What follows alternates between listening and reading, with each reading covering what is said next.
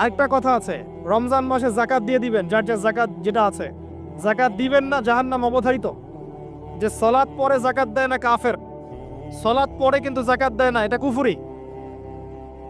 আবু বকর সিদ্দিক রাদিয়াল্লাহু তাআলা আনহু যাকাত অস্বীকারীদের এগেইনস্টে যুদ্ধ করেছিলেন।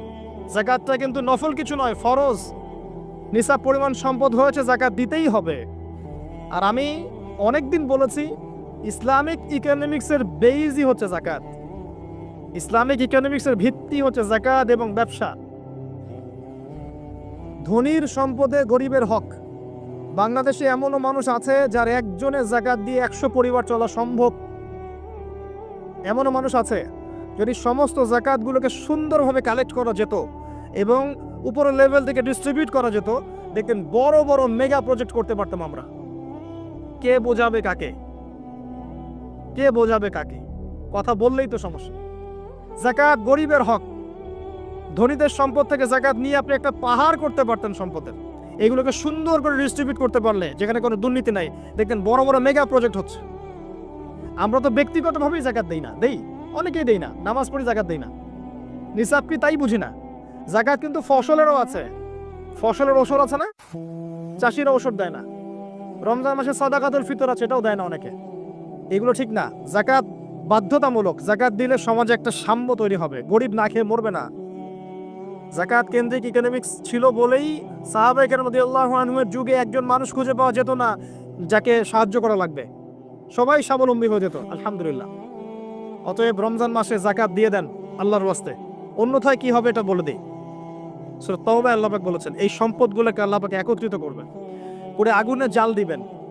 জাল দিয়ে সোনা রূপা বানাবেন, গলিত গলিত উত্তপ্ত সোনা রূপা বানিয়ে আল্লাহ পাক পিঠে, গালে, কপালে লেপটে দিবেন যারা যাকাত দেয় নাই তাদের জন্য।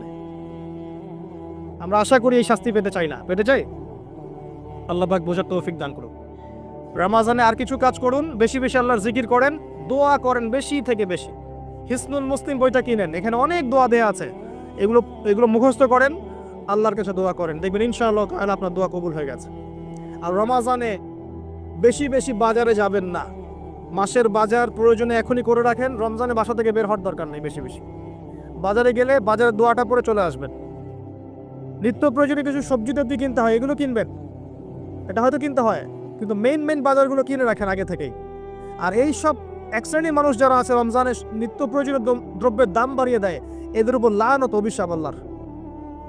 যারা ইচ্ছাকৃতভাবে মার্কেটে পণ্যের দাম বাড়িয়ে দেয় রমজান মাসে এবং রাষ্ট্রকে বিব্রত করে, জনগণকে বিব্রত করে, এদের উপর আল্লাহর অভিশাপ বর্ষিত হবে ইনশাআল্লাহ। এই কালোবাজারি যারা জোচ্চুরি করে, সিন্ডিকেট তৈরি করে, এই মানুষগুলোর উপর নবীর অভিশাপ থাকবে, আল্লাহর অভিশাপ থাকবে, দেখে নিয়েন। এই সময় মানুষকে আরো বেশি বেশি খাওয়াবেন, দাম আরো কমিয়ে দিবেন। উল্টা এই সময় দাম বাড়িয়ে মানুষকে ভোগান্তির মধ্যে ফেলানো হয়। আর মানুষ সামান্য তেলের জন্য, চিনির জন্য, বুটের জন্য দৌড়াচ্ছে ট্রাকের পিছনে। সরকারের পক্ষে সব কাজ একা করা সম্ভব? আমরাই তো সিন্ডিকেট করছি, এখানে তাদের কি দোষ? অতএব ব্যবসায়ীদেরকে সতর্ক করব, ব্যবসা এই মাসে করতে চান না, পরকালের ব্যবসা করেন, ইহকালের ব্যবসা করতে চান না। রমজান মাসে পণ্যের দাম ফিক্স করে কমিয়ে দেন, বাজার নিয়ন্ত্রণ হবে। তাহলে না হলে তো আপনার জনগণকে কষ্ট দিচ্ছেন, গভর্নমেন্টকে কষ্ট দিচ্ছেন, সবাইকে কষ্ট দিচ্ছেন। এই ফল কে ভোগ করবে? এর ফল জনগণকে ভোগ করতে হয়। আল্লাহ পাক এই শ্রেণীর মানুষের তাকদিরে হেদায়েত থাকলে হেদায়েত দেখ, না হলে এদের ব্যবসা আল্লাহ পাক বরকত তুলে নেক, আমরা বদদোয়া করে দিই। আরো বিষয় আছে, এগুলো যা কি সমস্যা আপনারা বুঝবেন না। ইসলামিক ইকোনমিক্স যদি পড়াশোনা করেন বুঝবেন, এগুলো এত বড় লেভেলের সমস্যা যার ফলে হিমশিম খেতে হয় মানুষের জীবনযাত্রার মানকে একটা নিয়ন্ত্রণে নিয়ে আসতে। এই কৃত্রিম সংকট যারা তৈরি করে, এদের প্রতি আল্লাহর অভিশাপ বর্ষিত হবে। এটা মুসলিমরা করছে কেন? মুসলিমদের এমনটা করা শোভা পায় না। হোটেল কেন খোলা রাখছেন? হোটেলের মধ্যে রমজান মাসে পর্দা দিয়ে দিয়েছেন, বেরোজাদার আসবে, খাবে। সুবহানাল্লাহ, কি আশ্চর্য! যেখানে পর্দা করা লাগে সেখানে বেহুদ্দার মতো ঘুরে বেড়ায়, যেখানে পর্দা লাগে না সেখানে পর্দা দিয়ে রাখে। সুবহানাল্লাহ। দেখবেন কাপড়ের ব্যবসায়ীদের দোকানে দোকানে এই যে মেয়েদের মূর্তির মধ্যে কাপড়, তাই না? এতে কি ব্যবসায় বরকত হবে? রমজান মাসে সব মূর্তিগুলো ভেঙে ফেলে দেন। ওই মূর্তির এভাবে যদি কাপড় পরিয়ে এরকম দল না রাখা হয়, আপনার ব্যবসায় বরকত হবে না, পণ্য বিক্রি হবে না। উসমান রাদিয়াল্লাহু আনহু ব্যবসা করেন নাই?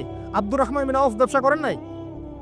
শোরুমগুলোতে যাবেন শহরে, দেখবেন মেয়েদের নগ্ন মূর্তি দিয়ে ভর্তি, কাপড় পরিয়ে রেখে দিয়েছে। এতে মেয়েদের সম্মান পাচ্ছে নাকি দেখাচ্ছেন কার বডি সাইজ কেমন? কি চাচ্ছেন এটা দিয়ে? এগুলো সব বের করে ফেলবেন দোকান থেকে। রমজান মাসে এগুলো রাখবেন না। রমজান মাসে যেন কারো গাড়িতে এবং বাড়িতে কোনো জায়গায় গান না বাজে, অশ্লীল কোনো গান যেন না বাজে। কোরআন তেলাওয়াত বাজবে, প্রয়োজনে অ্যারাবিক নাশিদ বাজবে, ইসলামিক নাশিদ বাজবে, এমন এমন কিছু প্লে হবে যেখানে হারাম কিছু নাই, শিরক নাই, বেদাত নাই, মিউজিক্যাল ইনস্ট্রুমেন্ট নাই। রমজানে কোরআন তেলাওয়াত বাড়িয়ে দেন, তেলাওয়াত শোনেন। এই কাজগুলো করা খুব জরুরি। একটা কাজের নাম রমজান নয়, রোজা রাখলাম বাস শেষ। আরেকটা কথা বলে শেষ করছি, শুধুমাত্র খাবার ছেড়ে দেয়া আর পানাহার ছেড়ে দেওয়ার নামই রমজানের রোজা নয়। যতক্ষণ পর্যন্ত আমরা রোজা রেখে আল্লাহর হারামকে ছাড়তে না পারছি, রোজা কবুল হবে না। কথা বোঝার চেষ্টা করেন। রোজা রেখেছে, মিথ্যা বলছে, রোজা কবুল হবে না। রোজা রেখেছে, বাপে কম দিচ্ছে, রোজা হবে না। রোজা রেখেছে, পণ্যে ভেজাল দিল, ভালোর সাথে খারাপ মিক্স করলো, রোজা কেটে গেছে। রোজা রেখেছে, আপনার গীবত তহমত করে বেড়াচ্ছে, আড্ডা পিটাচ্ছে, গীবত করছে, রোজা ভেঙে গেছে। রোজা রেখেছে, সুদ খাচ্ছে, সুদি লেনদেন করছে, রোজা ভেঙে গেছে। রোজা রেখেছে, জেনা করছে, রোজা নাই, কেটে গেছে। রোজার মানে এই নয় যে খালি খাবার ছেড়ে দিয়েছি আর পানিও ছেড়ে দিয়েছি, স্ত্রী সহবাস ছেড়ে দিয়েছি, তাই নয়। আল্লাহর সমস্ত নিষেধ বর্জনের নাম হচ্ছে সওম। এটা হচ্ছে সেই সওম যার প্রতিদান হচ্ছে লাআল্লাকুম তাত্তাকুন, যার ফলে তোমরা তাকওয়া অবলম্বন করতে পারো।